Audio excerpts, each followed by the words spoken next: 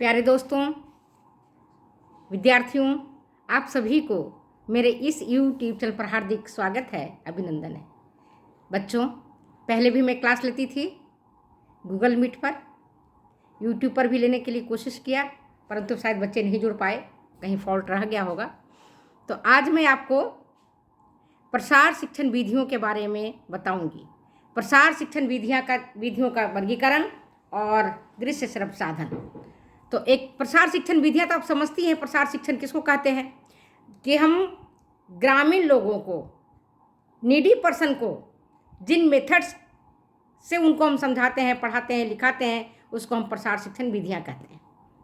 समझ में आ गई बात?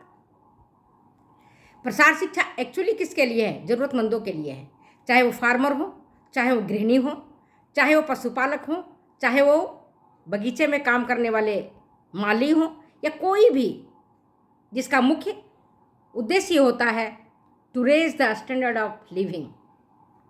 LT ग्रेड की परीक्षा दे रहे हों या TGT की परीक्षा दे रहे हैं अथवा कोई भी परीक्षा दे रहे हैं, तो प्रसार शिक्षण विधियाँ और इनका वर्गीकरण बहुत ही इम्पॉर्टेंट है, बहुत ही इम्पॉर्टेंट है, जिसको आप नकार नहीं सकते। तो पूरा का पूरा आप ध्यान से इस चैप्टर को पढ़ो, सुनो। सबसे पहले प्रसार शिक्षण की विधियों का अगर हम वर्गीकरण करते हैं तो देखते हैं क्या शिक्षार्थियों की संख्या के आधार पर, संपर्क विधियों के आधार पर, शिक्षार्थियों की संख्या के आधार पर और संपर्क विधियों के आधार पर दोनों एक ही चीज़ है, कंफ्यूज होने वाली बात नहीं है। जिसमें व्यक्तिगत संपर्क विधियां, समूह संपर्क विधियां और विराट जनसंपर्क विधियां, ये क्या है? शिक्षार्थियों की संख्या के आधार पर प्रसार शिक्षण विधियों का वर्गीकरण किया गया है। दूसरा है स्वरूप और प्रकृति के आधार पर, on the basis of form and nature. किसकी प्रकृति देखना है यहाँ पर? प्रसार शिक्षण विधियों की प्रकृति और स्वरूप कैसा है, इसके आधार पर वर्गीकरण किया गया है। इसके बाद कार्य के आधार पर, on the basis of functions. फिर है सीखने के आधार पर, on the basis of learning objectives. सीखने के उद्देश्य क्या है, किस उद्देश्य से शिक्षार्थी सीखता है। आप भी जानते हो कि कोई भी व्यक्ति फालतू का चीज़ ना देखना चाहता है, ना सीखना चाहता है। अगर उसके काम का होगा तो पढ़ेगा, लिखेगा, सीखेगा। अगर उसके काम का नहीं होगा तो वो नहीं करेगा काम। ये भी आप अच्छी तरह से जानती हैं। तो सीखने के उद्देश्य के आधार पर, इसके बाद नवाचार निर्णय प्रक्रिया के चरणों के आधार पर, और लास्ट में प्रसार शिक्षण के चरणों के आधार पर। प्रसार शिक्षण के जो चरण हैं, जो आप जानती हैं, जिसको हम कहते हैं एडकास। A से अटेंशन, I से इंटरेस्ट, D से डिजायर, C से कन्विक्शन, A से एक्शन, S से सेटिस्फैक्शन। ये 6 हैं प्रसार शिक्षण के चरण। अब हम एक एक चीज़ पर हम फोकस करते हैं अपने आप को, ताकि कंफ्यूज ना रहे। प्रसार शिक्षण की विधियां अगर हम शिक्षार्थियों की संख्या के आधार पर देखते हैं कि शिक्षार्थियों की संख्या क्या है, कितनी है, तो इनको 3 वर्गों में बांटा गया है। पहला है व्यक्तिगत संपर्क, दूसरा है समूह संपर्क और तीसरा है विराट जन संपर्क। व्यक्तिगत संपर्क, जब हम किसी व्यक्ति से उनके घर पर जाकर के अथवा खेत पर जाकर के या ऑफिस में जाकर के या टेलीफोन से हम बात करते हैं,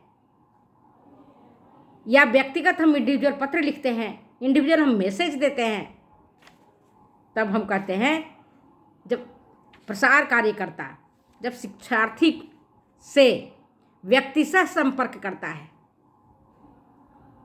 तब हम कहते हैं व्यक्तिगत संपर्क विधियाँ। इस तरह की, और ये बहुत ही इम्पोर्टेंट होता है व्यक्तिगत संपर्क विधियाँ।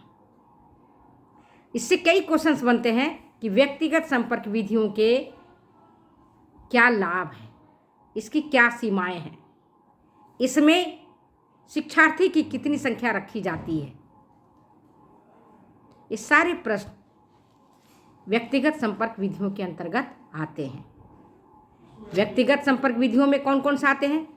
उनके घर पर जाके मिलिए, खेत पर जाके मिलिए, टेलीफोन पर वार्ता करिए, कार्यालय जाके मिलिए या व्यक्तिगत पत्र लिख करके मिलिए। दूसरा है समूह संपर्क विधियाँ।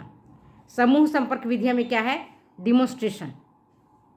डिमोन्स्ट्रेशन में दो प्रकार का डिमोन्स्ट्रेशन, एक होता है परिणाम प्रदर्शन, दूसरा होता है विधि प्रदर्शन। मेथड डिमोन्स्ट्रेशन और रिजल्ट डिमोन्स्ट्रेशन।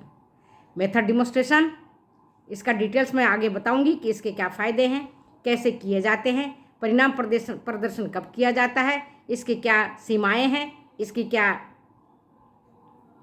एडवांटेजेज है, इस पर हम चर्चा बाद में करेंगे। अभी तो समूह संपर्क विधियों के अंतर्गत जितने भी तरह के डिमोन्स्ट्रेशन है मुख्य रूप से दो तरह के, एक मेथड और दूसरा है रिजल्ट, ये आता है। इसके बाद खेतों पर भ्रमण, फील्ड डेज।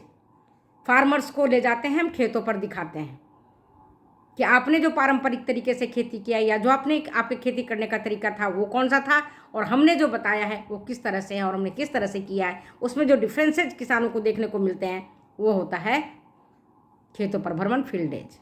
इसके बाद आता है टूर।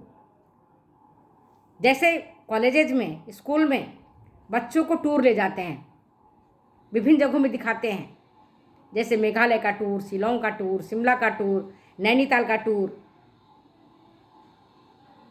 शैक्षणिक टूर। इसी तरह से किसानों को भी, जो डेवलप्ड किसान हैं और उन्होंने किस तरह से खेती किया, किस तरह से पशुपालन का काम किया, किस तरह से हनी बी से हनी को निकालने का काम किया है, तो कुछ सेलेक्टेड किसान को ले जाते हैं दिखाने के लिए, उसको कहते हैं हम टूर।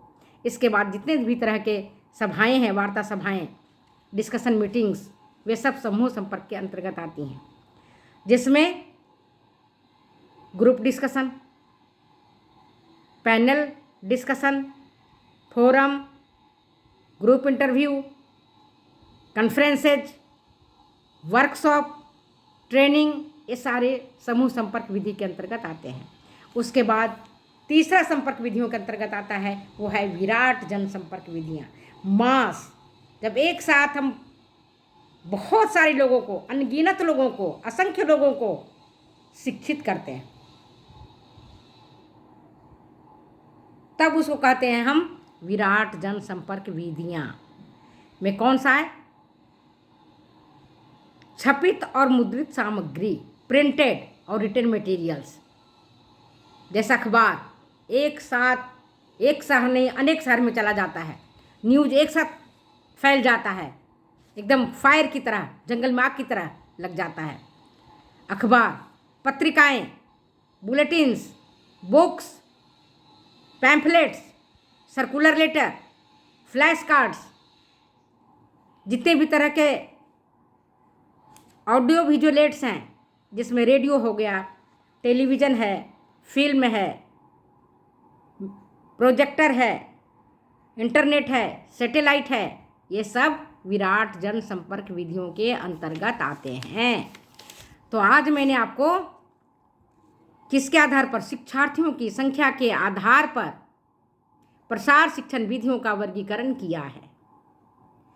आप लोग प्रसार शिक्षण विधियों के वर्गीकरण में पहला तो आप शिक्षार्थियों की संख्या के आधार पर वर्गीकरण देखेंगे और करेंगे, जिसके अंतर्गत मैंने आपको बताया है इंडिविजुअल कॉन्टैक्ट मेथड्स, दूसरा है ग्रुप कॉन्टैक्ट मेथड्स और तीसरा है मास कॉन्टैक्ट मेथड्स। तो इंडिविजुअल में तो आपको बता दिया, व्यक्ति प्रसार प्रशिक्षक या कोई भी टीचर जब व्यक्तिशः उनसे जाके मिलता है और पढ़ाता है, लिखाता है, बताता है, तब उसको हम कहते हैं इंडिविजुअल कॉन्टैक्ट मेथड्स। जिसमें कौन कौन से हैं? उनके घर पे जाके मिलना, उनसे ऑफिस में जाके मिलना, उनसे टेलीफोन पर वार्ता करना, उन कार्यालय में जाकर के मिलना, और क्या है? व्यक्तिशः पत्र लिखना। आज आप मैसेज डाल सकते हैं, पर मैसेज डालते हैं तो क्या होता है, एक साथ कितने सारे मैसेज आप डाल सकते हैं, ठीक है। इसमें भी जो दूसरा है ग्रुप कॉन्टैक्ट मेथड्स, तो ग्रुप कॉन्टैक्ट मेथड्स में आपको बताया शिक्षार्थियों की संख्या 2 से लेकर के ज़्यादा हो जाती हैं, 30 तक हो जाती हैं, 30 से ज़्यादा भी हम रख सकते हैं, लेकिन शिक्षार्थियों की संख्या ज़्यादा होती है। एक ग्रुप कॉन्टैक्ट मेथड्स के अंतर्गत आता है, जिसमें आप रिजल्ट मेथड जितने भी प्रकार के डिमॉन्स्ट्रेशन है मुख्यतः 2 प्रकार के ये इसके अंतर्गत गिने जाते हैं। ठीक है, कई तरह की जो मीटिंग्स होते हैं, ट्रेनिंग होता है, ये इसके अंतर्गत आते हैं। तो याद रखना कि ग्रुप कॉन्टैक्ट मेथड्स के अंतर्गत कॉन्फ्रेंसेज, वर्कशॉप, सेमिनार्स ये सारे आते हैं। और जो विराट जनसंपर्क है, जिसको मास कॉन्टैक्ट मेथड कहते हैं या जन समूह संपर्क विधि कहते हैं, इसके अंतर्गत ढेर सारे लोग जब एक साथ आके जुड़ते हैं तब उसको कहते हैं मास कॉन्टैक्ट मेथड्स, जिसमें प्रिंटेड और रिटन मटेरियल्स आता है। अखबार आप देखते हो टीवी पर एक बार जब आता है, खेल खेला जाता है भारत पाकिस्तान मैच, तो अब देखते हो कि गली नुक्कड़ हर जगह लोग बैठ जाते हैं और देखते रहते हैं किसने चौका लगाया, किसने छक्का लगाया, कैसे लगाया, क्या लगाया, सब पता चलते रहता है। तो चलिए आज हमने आपको शिक्षार्थियों की संख्या के आधार पर शिक्षण विधियों के बारे में बताया है। वीडियो अच्छी लगती है तो प्लीज़ शेयर करें, कमेंट करें, सब्सक्राइब करें और आप परीक्षा की तैयारी के लिए तैयार हो जाएं। दुआएं करें कि मैं भी स्वस्थ रहूं और आपको पढ़ाते रहूं। Okay, bye.